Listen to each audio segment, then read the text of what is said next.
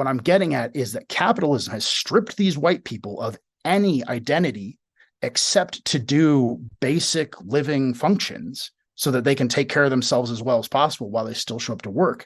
But they're not rewarded with any celebrations. There's no parades. There's no citywide days off where people just enjoy their environments. And what I'm getting at is that if you slide back far enough with that, that's the reason why men are struggling so badly, is that they are stripped of their agency already, unless it serves the patriarchy or capitalism. They are told they're not allowed to dance, they're not allowed to have fun, they are these Puritans, and that is what defines their agency and defines them as a man. A manly man is the ability to take the hit and keep on going. And the problem is that that's great when you're stable. But when you start learning about how much other instability there is out in the world, when you see something like the Gaza bombings, when you see these bodies, they can't even fucking believe what they're seeing with their own eyes, because, like you said, they can't even imagine what it's like to be a black person in the exact same scenario and what it must be like. And that's why. Because they're trained not to think in their subjugation to capitalism.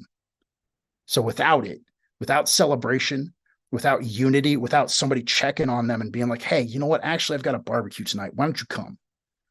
That's actually what I'm doing. As soon as I get off this, I went and got a manager special on brats, and I'm getting ready to throw down with a whole bunch of people after I get done with this. I got people blowing up my phone right now who want to know what they can bring. And these aren't people that I knew before a year ago.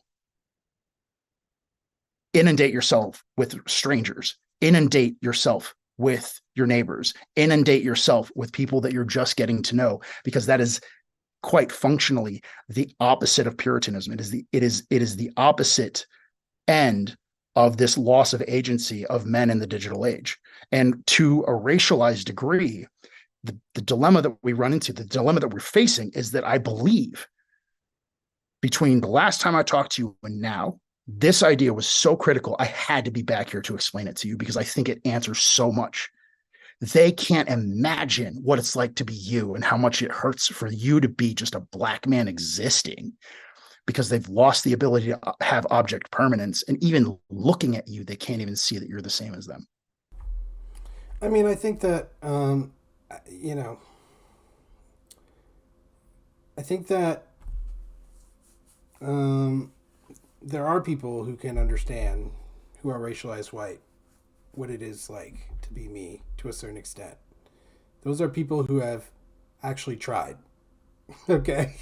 I think that the issue is there's not a lot of, and you did mention this, but there's not a lot of willpower out there that's devoted to making that attempt, because the environment encourages them not to make that attempt because it's painful and they don't have to experience that pain if they choose not to very easily.